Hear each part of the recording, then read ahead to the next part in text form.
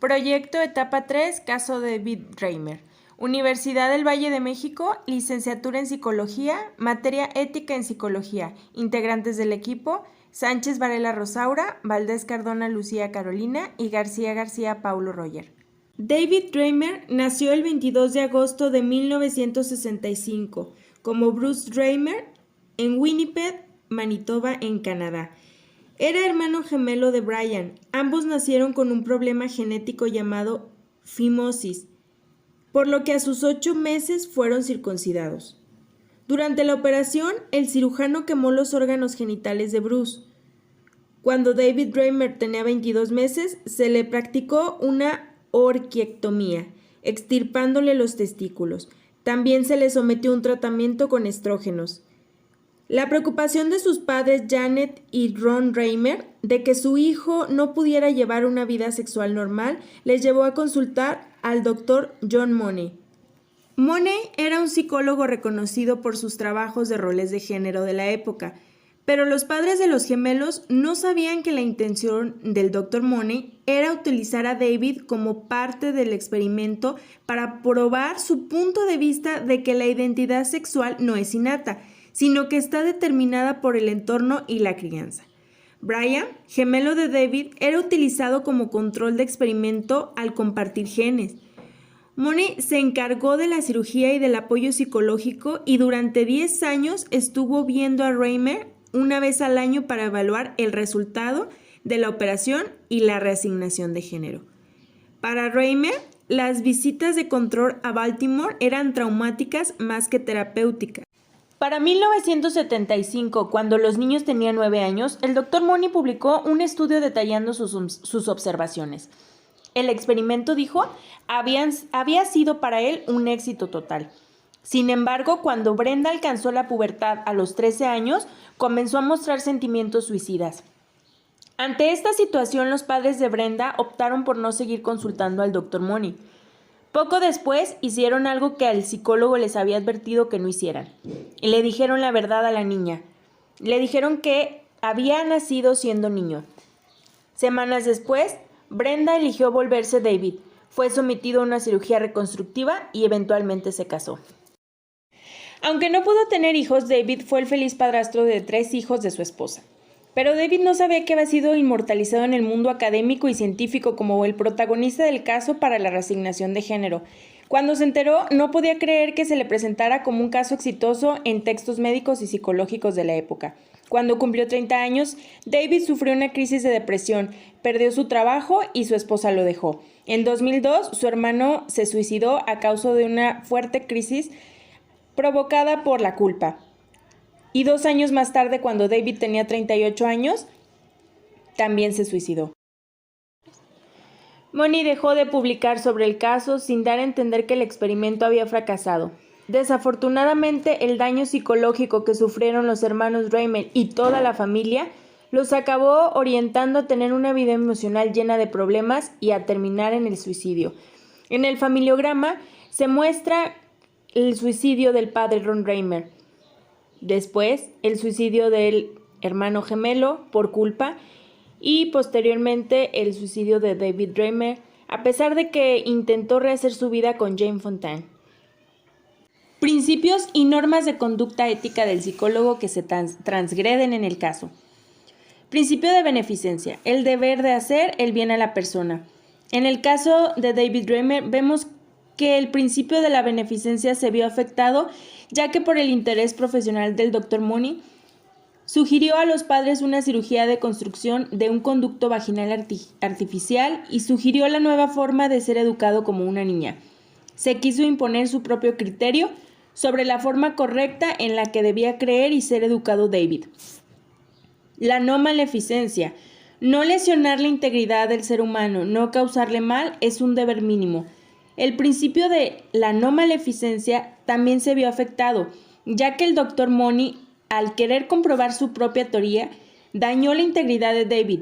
Lo engañaron haciéndole creer que era una niña y le quisieron imponer un género que no era el suyo. La justicia. Respeto al ser humano y no lesionar su condición social. El derecho a desarrollar necesidades básicas. Este principio se vio afectado ya que David y su hermano fueron sometidos a técnicas para reorientar su sexualidad, obligándole a ver imágenes perturbadoras y a someterse a actos pseudosexuales, de manera que los afectó emocionalmente, causando la depresión de David y falta de adaptación a la sociedad. La autonomía. Las personas tienen derecho a gobernarse y a dirigirse a sí mismas.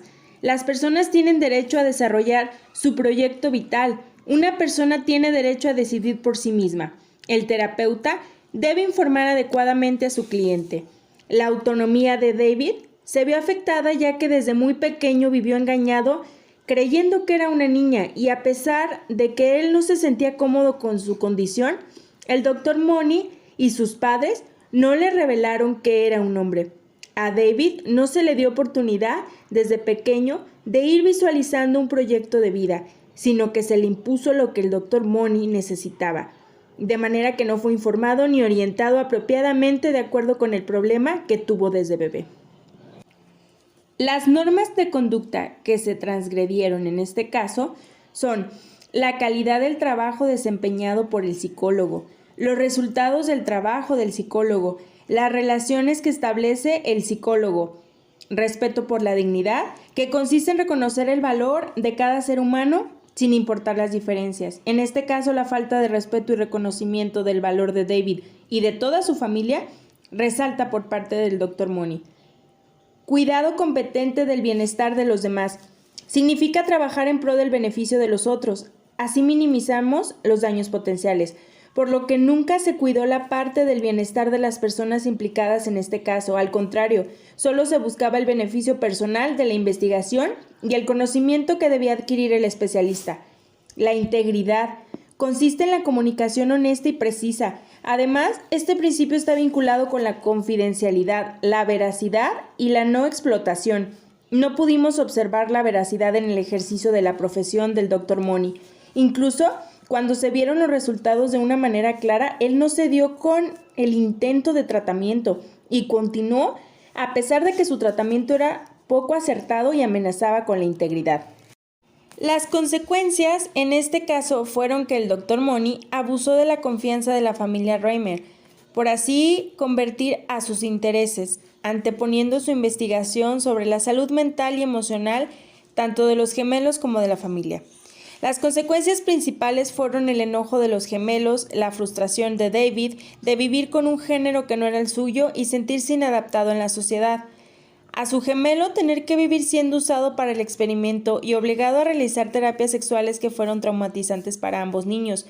La principal consecuencia fue que ambos niños no pudieron llevar a cabo una vida normal, sufrieron depresión y no pudieron superar lo que el Dr.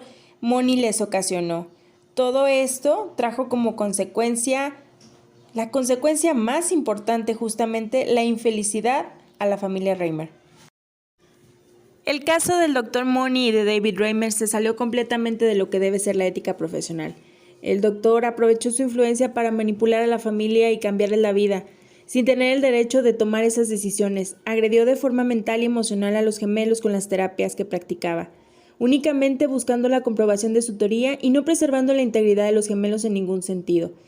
Es lamentable la falta de tacto, empatía y mala información que el Dr. Money dio a la familia Reimer.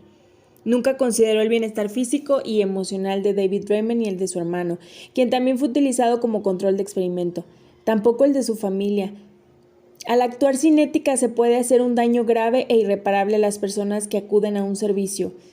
Siempre hay que ver por el bienestar de las personas. Como profesionales de la salud, siempre debemos buscar el bienestar de nuestros usuarios, basándonos cuando se requieran los códigos y reglamentos ya establecidos de nuestra profesión. Por ello debemos mantenernos con la capacidad de anteponer a nuestros usuarios sobre incluso nuestras creencias o intereses propios. Esta situación está implícita en nuestra profesión, ya que el psicólogo es una ayuda y orientación en favor de cada uno de los usuarios. Debemos de mantenernos neutros, conscientes, empáticos y capacitados para brindar las herramientas que se requiera sin aprovechar de la vulnerabilidad o condición en que se presente la familia. Este caso va más allá de ser un buen psicólogo, habla de ser una buena persona.